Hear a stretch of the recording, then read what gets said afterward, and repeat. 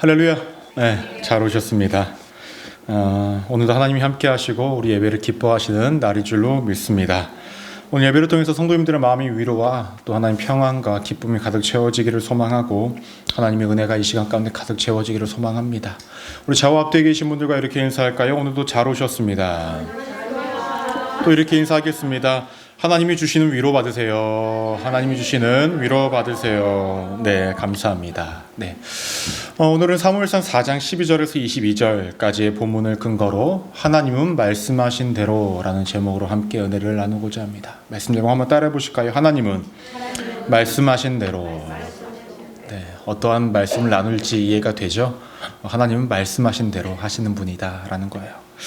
우리가 지난주 말씀을 잠시 리뷰를 하면 이스라엘 백성들이 전쟁에 나갔는데 두 번의 전쟁에서 모두 지게 되어집니다. 첫 번째 전쟁에서 지게 되었을 때에 당시의 장로들의 생각이 우리가 하나님의 언약궤를 가지고 나가지 않아서 진 것 같다. 그 언약궤를 가지고 다시금 전쟁에 나가자라고 이야기를 하고 전쟁에 그 언약궤를 가지고 나갔지만 그 전쟁에서도 또 지게 되어집니다. 전쟁만 졌으면 참 다행일 텐데 하나님의 언약궤도 빼앗겼고 언약궤를 함께 지고 갔었던 이 엘리의 두 아들 홈니와 비느하스도 죽게 되는 사건이 이루어졌습니다. 왜 당시의 사람들은 이 장로들을 비롯하여서 사람들은 왜 하나님의 언약궤를 가지고 가야만 했다라고 이렇게 생각해서 언약궤를 가지고 나갔냐라는 거예요. 전쟁통의 말입니다. 과거의 자신들의 경험 때문에 그러했었습니다. 전에 하나님의 언약궤가 없었을 때에 전쟁에서 패한 적이 있었고 언약궤가 있는 곳에는 하나님이 계심을 본인들이 경험했었기 때문에 그 경험에 얽매여서 그 같은 일을 하였고 하지만 하나님께서 중요하게 여기셨던 것은 사람들의 경험이 아니었고 하나님과의 먼저의 관계가 잘 이루어지는 것을 원하셨다고 성경에서 이야기하고 있었습니다.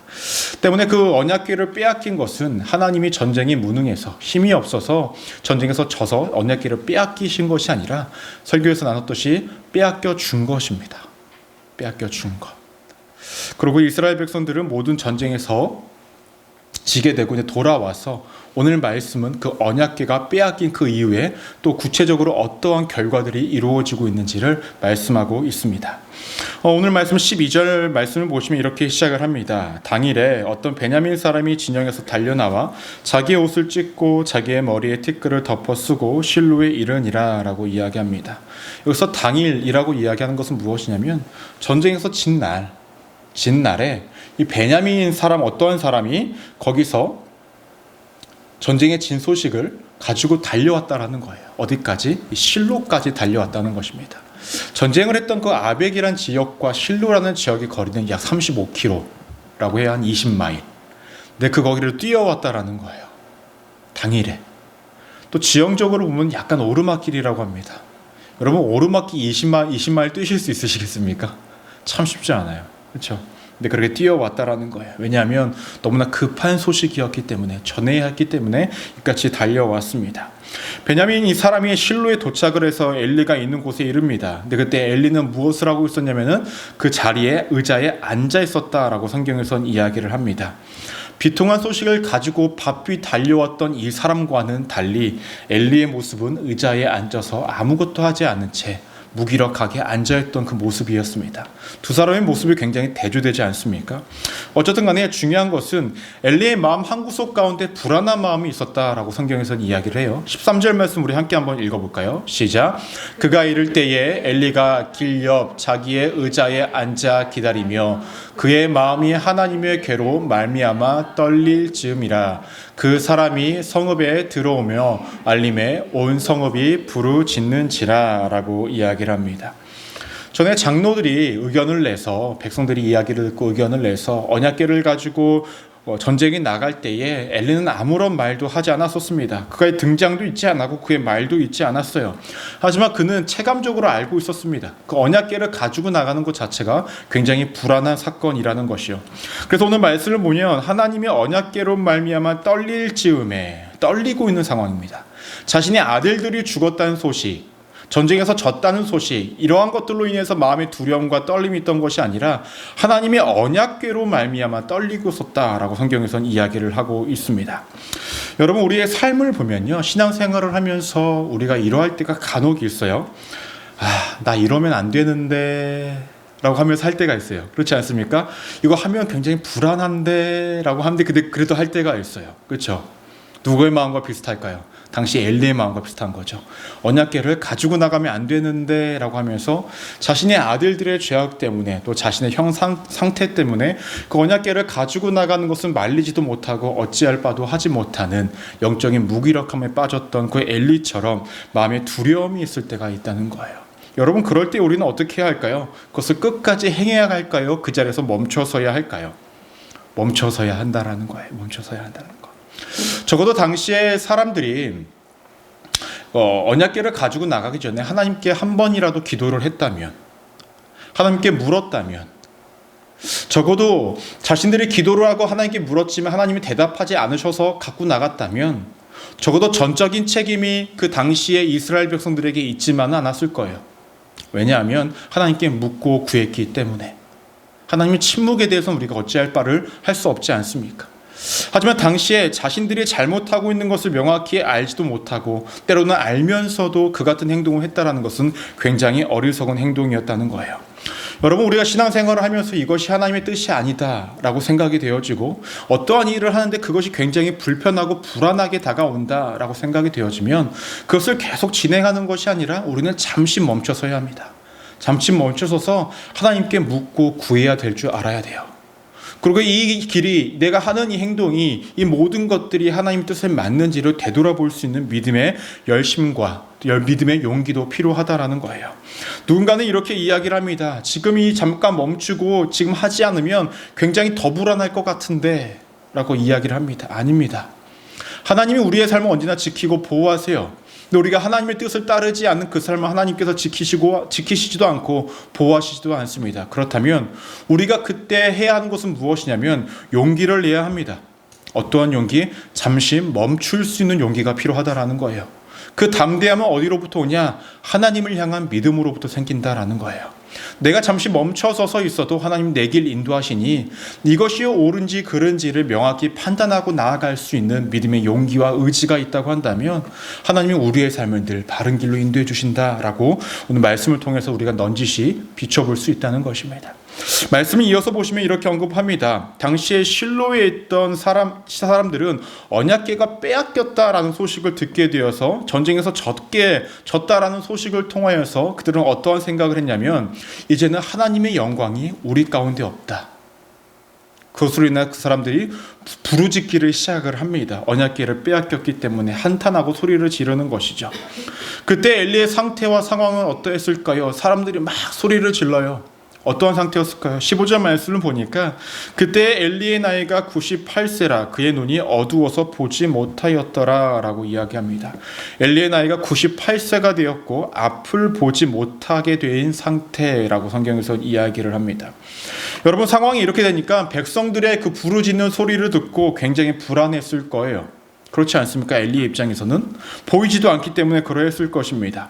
더 나아가서 이전에 전쟁이 나아갈 때에 이스라엘 백성들이 언약궤가 전쟁터 가운데 왔을 때 그때는 환희와 기쁨과 이제 정쟁에서 승리했다라는 그런 외침과 부르짖음이 있었다고 한다면 지금 백성들의 부르짖고 한탄하는 소리는 완전 다른 소리 아닙니까? 같이 부르짖고 있지만 그때는 기쁨과 환희였다고 한다면 지금은 절규와 한탄의 소리로 부르짖고 있었다라는 거예요. 그때에 그것을 들었던 이 엘리는 그의 마음 가운데 떨림과 두려움밖에 있을 수 없다라는 것입니다.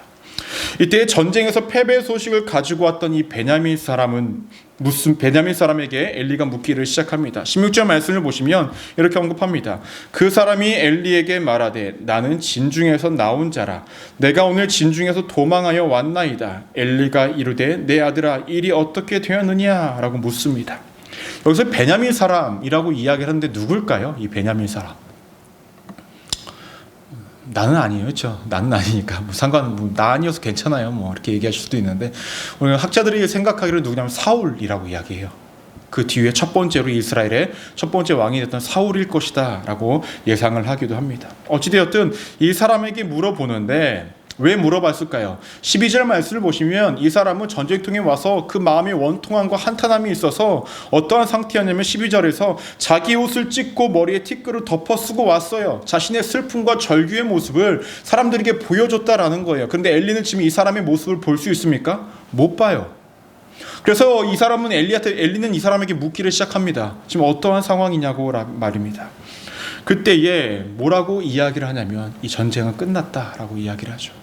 그런데 말씀을 통해서 엘리가 아직은 하나님을 완전히 떠난 자가 아님을 우리가 명확하게 알 수 있습니다. 어떠한 것을 통해서 알 수 있냐면은 질문 속에서 16절에서 내 아들아 일이 어떻게 되었느냐라고 이렇게 이야기를 해요. 내 아들아 일이 어떻게 되었느냐. 그래서 이 일이라는 것은 우리가 생각하는 일, 어떠한 사건, 어떠한 하나님 말씀을 의미하는데 엘리가 물었던 것은 이거예요. 하나님께서 자신들을 어떻게 심판하셨느냐라고 묻는 거예요.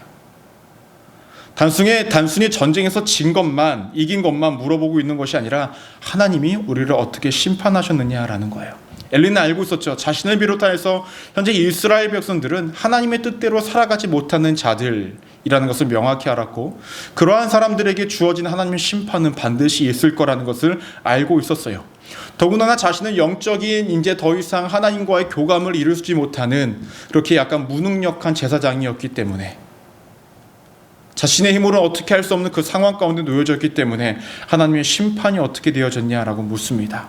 그리고 또 하나 묻는 이유가 있어요. 무엇이냐면 전에 하나님의 사람을 통하여서 또 사무엘을 통하여서 하나님께서 뭐라고 말씀하셨죠?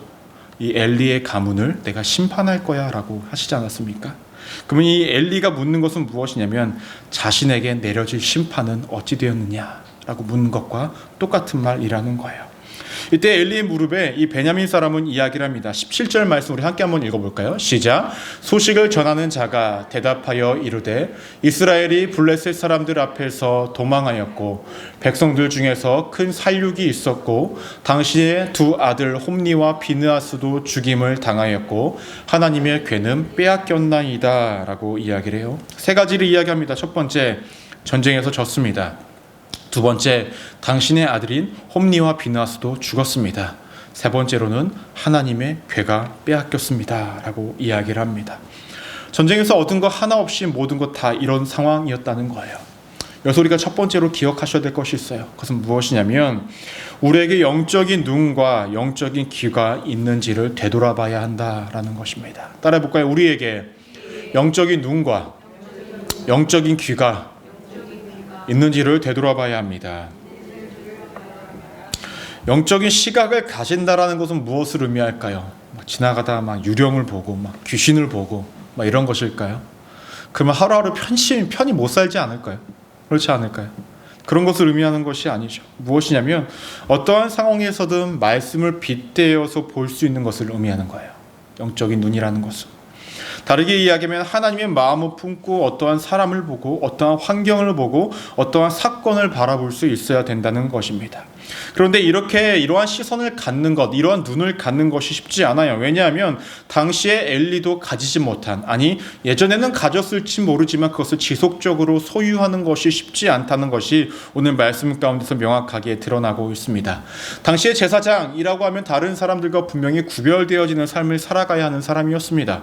하나님과 더욱더 깊은 교제 가운데 친밀해야 했고 하나님의 뜻을 잘 파악하기 위해서는 무엇을 중심으로 살아가야 했습니까? 말씀을 중심으로 살아가야 했었습니다. 하지만 사무엘상 1장부터 지금까지 말씀을 보시면 사무엘상 1장에서는 한나가 기도하는 모습을 보고 뭐라고 이야기합니까? 술 취한 여인이라고 합니다. 봐야 할 것을 보지 못하는 엘리의 첫 번째 모습이 등장을 해요. 3장에서는 뭐라고 등장하냐면 3장 2절에서 엘리의 눈이 점점 어두워져 잘 보지 못하는 그때에 그가 자기 처소에 누웠고 이라고 이야기합니다. 실제로 눈이 나이가 들어감에 따라 어두워진 것도 있지만 영적인 눈이 점점 어두워지고 있었다라고 이야기를 합니다. 또 오늘 말씀에서는 뭐라고 이야기합니까? 그 눈이 보이지 않았다라고 이야기합니다. 처음에는 봐야 할 것을 잘못 봤던 상황이었고 그 다음에는 점점 어두워졌고 이제는 아예 보지 못하는 상황 가운데 이루어졌다라는 거예요. 눈이 어두워 보지 못했다라는 것은요, 눈이 멈추어 섰다라는 것을 의미합니다. 눈동자가 더 이상 움직이지 못한다라는 거예요. 즉 하나님의 뜻을 더 이상 알 수 없는 상태가 되었다라는 것입니다. 그냥 두렵지 않습니까? 그런데 이것만이 전부가 아닙니다. 엘리는 이렇게 눈만 보이지 않는 것이 아니라 듣게 될 수 있는 그 귀도 닫히게 되었다라는 거예요. 사무엘상 2장의 말씀을 보면은 엘리의 아들들이 범죄하는 사건들이 있습니다. 어떠한 사건이었습니까? 하나님께 드리는 제물을 중간에 탈취하는 사건들이 있었어요. 성전 문 앞에서 수종 두는 여인들과 간음을 하는 모습들이 있었어요. 근데 그 이야기를 언제 듣습니까? 모든 사람들 다 듣고 난 이후에 제일 나중에 듣습니다. 또 3장에서 어떠한 일이 있었습니까? 하나님께서 사무엘에게 말씀하세요. 엘리에게 직접 말씀하시지 않고 엘리에게 내려진 심판을 사무엘에게 말씀하셔서 사무엘에게 그 이야기를 듣습니다. 그 귀가 닫히니 하나님께 직접 들을 수 있는 상황이 아니었다는 거예요. 오늘 말씀도 보시면은 사람들이 다 비통해하면서 소리 부르짖고 있는 다음에 엘리가 제일 나중에 그 전쟁에서 진 것, 아들들이 죽은 것, 그리고 언약궤도 빼앗긴 것 제일 나중에 듣게 됩니다. 그 귀가 닫히니 남들보다 더 늦게 들을 수밖에 없고 들어야 할 것들을 듣지 못하는 상황 가운데 놓여졌다라는 것입니다. 엘리의 영적인 눈과 귀가 닫히니 그는 더 이상 하나님의 말씀과 가까이 할 수 없어 더 이상 하나님 곁에 있을 수 없는 상황 가운데 놓여졌다라는 거예요. 그런데 사실 여러분, 엘리가 엘리로서의 삶을 지속할 수 있었던 이유는 딱 하나였었습니다. 그것은 무엇인지 아십니까? 하나님을 제사장으로서 경험했기 때문에 그래요. 그 경험으로서 판단한 것들이 몇 가지 사건이 있긴 했었습니다. 그것은 무엇이냐면 사무엘이 하나님의 음성을 들었을 때에 하나님께서 사무엘을 부르셨을 때에 사무엘을 하나님 부르신 건 몰라요. 그런데 결국 그걸 누가 발견하게 됩니까? 엘리가 알게 돼요. 그리고 어떻게 알았습니까? 그가 과거에 경험했던 것을 토대로 알게 되어졌다라는 거예요. 아까 그의 마음 가운데 언약궤로 인해서 떨렸던 마음이 있었습니다. 왜 그럽니까? 자신을 비롯하여 이스라엘 백성들이 하나님의 뜻 가운데에 말씀 가운데 거하지 못함을 경험적으로 알았기 때문에 그같이 떨려하고 있었다라는 거예요. 하지만 중요한 것은 무엇이냐면 자신이 경험한 그것이 하나님과의 관계를 평생에 영원히 가까이 이룰 수 있는 자격 요건은 아니다라는 거예요. 이해가 되십니까?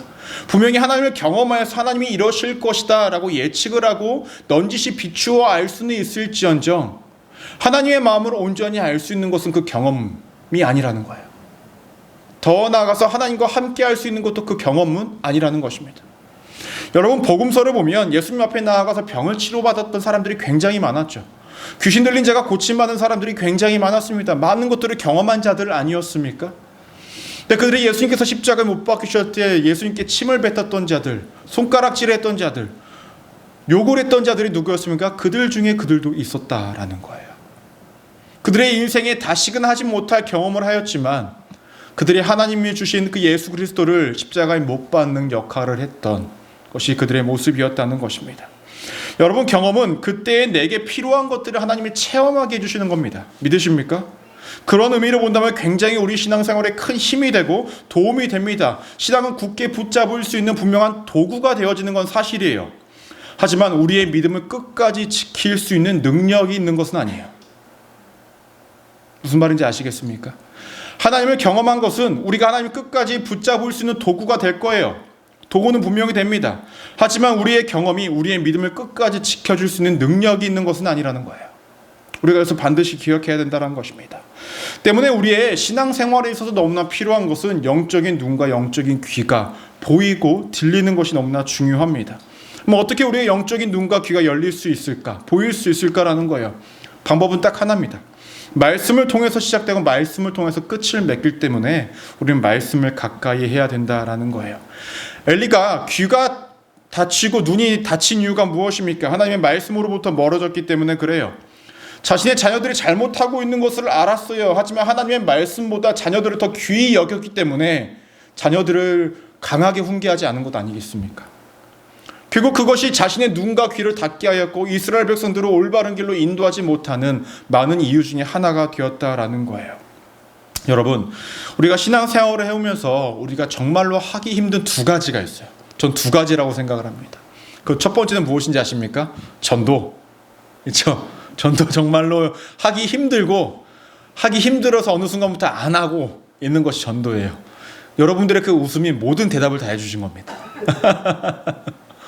두 번째는 뭔지 아십니까? 말씀 보는 겁니다. 말씀 보는 거. 말씀 보는 거. 여러분, 기도는 그나마 하세요. 밥 먹을 때도 하고 위기의 상황 가운데 하세요. 그리고 힘들면 정말 기도를 하세요. 근데 힘들 때 말씀 열심히 보시는 분은 정말 드물어요. 하루에 의무적으로, 아니 진정한 마음이 아니더라도 내가 의무적으로라도 봐야 되겠다 하고 성경 보시는 분도 그렇게 많이 없다라는 거예요.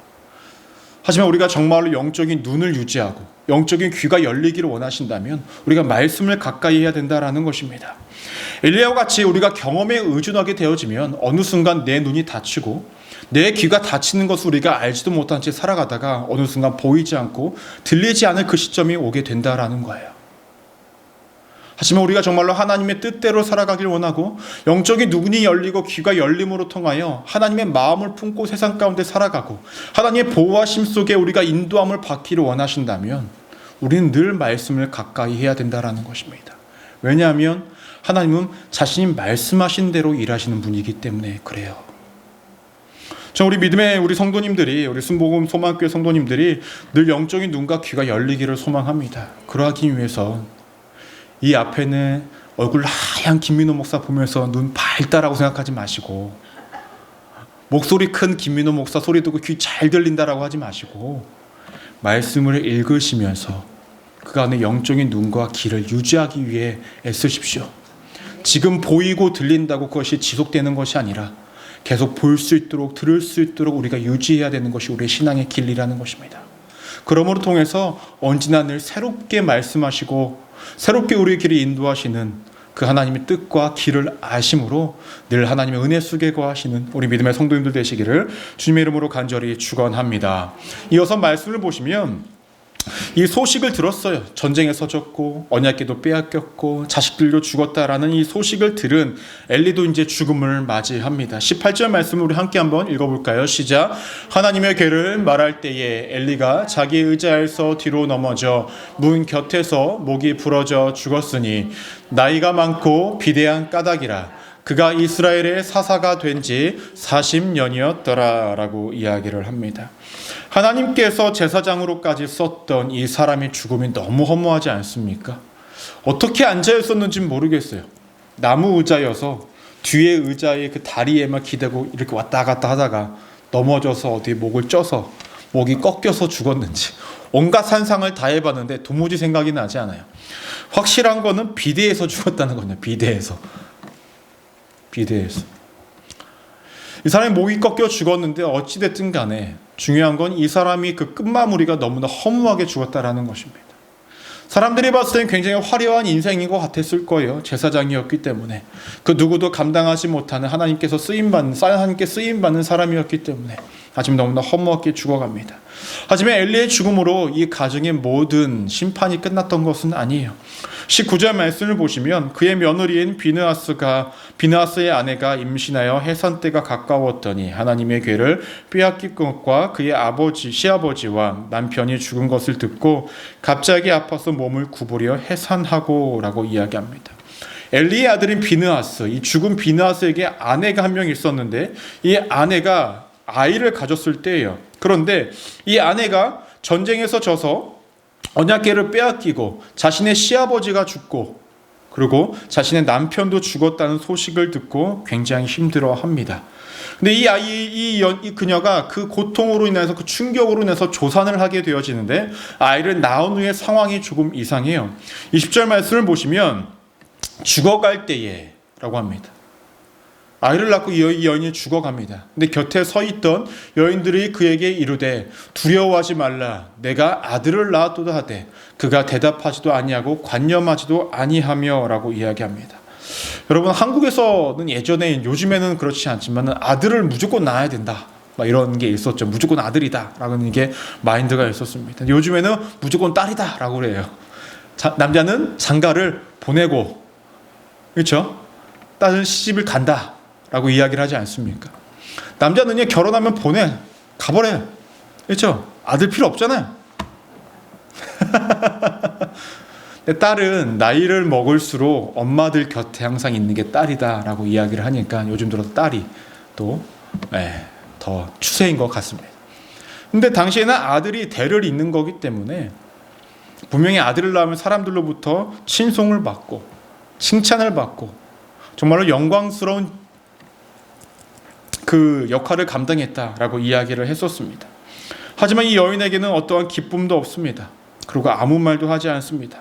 그러다가 그 여인이 하는 말이 무엇이냐면 21절과 22절에서 이렇게 이야기합니다. 이르기를 영광이 이스라엘을 떠났다 하고 아이의 이름을 이가봇이라 하였으니 하나님의 계가 빼앗겼고 그의 시아버지와 남편이 죽었기 때문이며 또 이르기를 하나님의 궤를 빼앗겼으므로 영광이 이스라엘에서 떠났다 하였더라 라고 이야기를 합니다.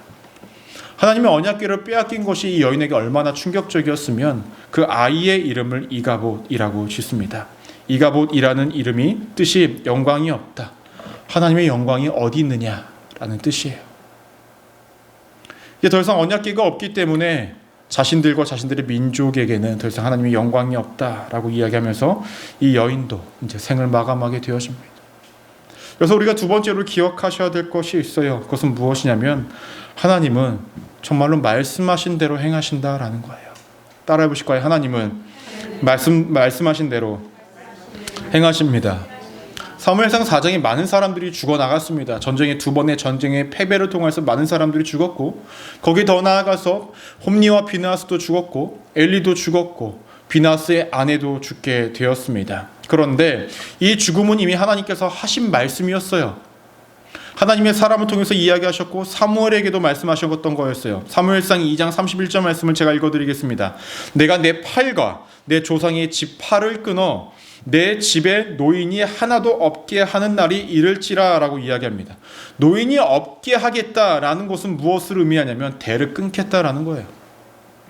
그리고 그 가정에 그 가문에 지도자를 배출하지 못하게 하겠다라는 것을 의미합니다.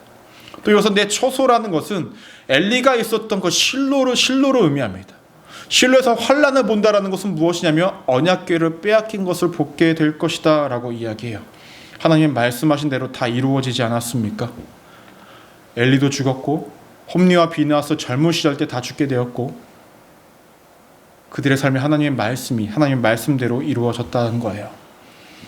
여러분 하나님의 말씀이 이루어진다고 믿으십니까? 하나님 말씀대로 행하신다고 믿으십니까? 아멘들을 다 하셨는데 사실 우리는 부분적으로 믿고 부분적으로는 믿지 않습니다. 정확히 표현을 하자면 부분적으로 믿고 부분적으로 믿고 싶어 하지 않습니다. 어떠한 측면이냐면 내게 은혜가 되고 좋은 것처럼 여겨지는 말씀들은 반드시 이루어진다. 아멘! 이라고 얘기합니다. 믿습니다. 죽어도 믿습니다. 하나님. 예를 들면 이러한 말씀이죠. 제가 한 본문을 골라봤어요. 예레미야서 33장 3절 말씀. 너는 내게 부르짖으라. 내가 내게 응답하겠고 내가 알지 못하는 크고 은밀한 일을 내게 보이리라. 믿으십니까? 네. 이러한 말씀 믿어요. 근데 복음서에서 내가 죄를 짓거든 눈을 뽑아버리고 손을 잘라버리고 외면합니다. 안 봅니다. 이게 우리의 실제적인 모습이라는 거예요. 심판의 메시지와 우리를 좀 불편하게 하는 단어가 있는 하나님의 말씀은 나는 아니겠지, 내 삶에는 나타나지 않겠지 라고 여기면서 우리는 그 말씀을 외면합니다. 그러면서 우리는 입술로 고백합니다. 하나님은 말씀대로 행하신다고, 내가 믿는다고 라고 이야기하면서 살아간다라는 거예요. 다시 한번 질문하겠습니다. 여러분, 하나님께서 말씀대로 일하시면 믿으십니까? 왜 아까부터 대답이 적으세요? 하나님은 말씀하신 대로 일하십니다. 그것이 우리가 체감했을 때 좋은 것이든 좋지 않은 것이든 관계없이 말입니다. 그런데 말씀을 보니까요, 하나님은 정말로 말씀대로 일하시는데 그 가운데서도 은혜를 주세요. 은혜를 주세요.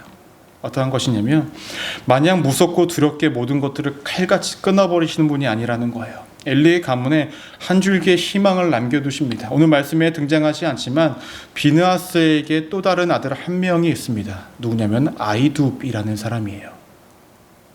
그 아이둡이라는 사람이 나중에 엘리와 같은 그러한 앞에서 나타나는 제사장으로서의 역할은 감당하지 못하지만 제사장으로서의 삶을 살아갑니다. 그 가문이. 물론 엘리야와 같은 대제사장의 역할은 사무엘이 감당을 하게 되죠. 하나님께서 분명히 그 가정과 그 가문을 완벽히 철저하게 내려치실 것처럼 말씀하셨지만 하나님은 그 가정에, 그 가문에 한 줄기의 빛을 선물해 주셨습니다. 은혜를 허락하셨다라는 거예요. 우리를 향한 하나님의 그 사랑이 그렇습니다. 끝까지 포기하지 못하시는 하나님의 사랑이라는 거죠. 요나서 말씀을 예전에 한번 나누었을 때 제가 이러한 말씀을 드린 적이 있어요. 하나님께서 요나에게 말씀하십니다. 가서 이 니느웨가 무너질 것이라고 빨리 선포해. 그런데요, 요나가 니느웨가 무너질 것을 선포하면 니느웨 사람들이 회개할 것 같아요. 그래서 만약에 니느웨 사람들이 회개를 하면 요나가 한 말은 거짓말이 됩니까? 안 됩니까? 거짓말이 돼요. 근데 그 말을 시키신 분이 누구예요? 하나님이세요. 그럼 결국 그 거짓말을 하신 분은 누구십니까? 하나님이 되시는 거예요. 왜 이렇게까지 하셨을까요? 비록 이방인이긴 하지만 자신의 창조물인 인간에 대한 하나님의 사랑입니다. 행여나 자신이 거짓을 내뱉는다 할지라도, 자신의 말이 번복된다 할지라도 한 영혼이라도 살리고자 하는 것이 하나님의 마음이었다라는 거예요. 오늘 말씀에서 명확히 등장하죠. 분명히 하나님의 사람을 통하여서 엘리의 가문 가운데의 젊은 세대의 모든 사람들을 다 없애겠다라고 말씀하셨지만 비느하스의 아들 아히두를 살려둠으로 통하여 그 가문을 여전히 남겨두시는 이유가 분명히 있겠죠. 그들에게도 기회를 허락하셨다는 것입니다. 그런데 우리가 여기서 이 기회를 잊지 않아야 한 것이 분명히 한 가지가 있습니다. 사람들은 이 기회를, 내가 분명히 하나님 심판 가운데 살아야 하지만 하나님께서 내게 어떠한 기회, 다시금 살아갈 수 있는 기회를 주신 것을 감사히 여기기보다는 다시금 또 다른 죄악을 짓기 위한 발판으로 삼을 때가 있다는 거예요. 내게 기회를 주신 것을 감사함으로 하나님께로 돌아가기보다는 그곳 가운데서 내가 또 다른 죄악을 지으면서 살아가는 모습을 우리가 살아갈 때가 있다는 것입니다. 여러분, 어떻게 본다면 하나님께서 지금 우리가 살아갈 수 있는 것도 하나님께서 기회를 주신 거 아닙니까? 죄로 인하여서 심판을 받을 수밖에 없는 우리들인데 그 모든 심판을 주시기보다도 다시 한번 너가 내 앞으로 돌아오기를 원하시는 마음으로 우리에게 또 다른 기회를 허락하신 것이 현재 우리의 삶이 아니냐라는 거예요. 그렇다면 이것을 우리가 남용하지 말아야겠죠. 우리가 은혜로 받아들이고 하나님의 말씀에 더더욱 귀를 기울이고 말씀 가운데 가까이 하고 하나님의 뜻이 무엇인지를 발견하며 살아가야겠죠. 왜냐하면 우리의 삶은 덤으로 얻은 인생이니까, 은혜로 살아가는 인생이니까 말입니다. 우리 성도님들이 이러한 삶을 살아가시기를 소망합니다. 말씀을 정리하겠습니다. 여러분, 하나님은 말씀하신 대로 행하십니다. 믿으십니까? 그것이 내가 체감했을 때에 좋든 나쁘든 관계없이 말씀대로 일하세요.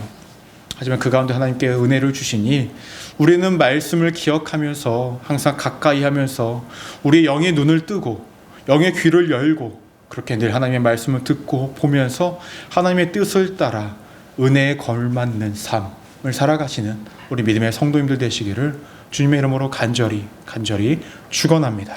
기도하시겠습니다.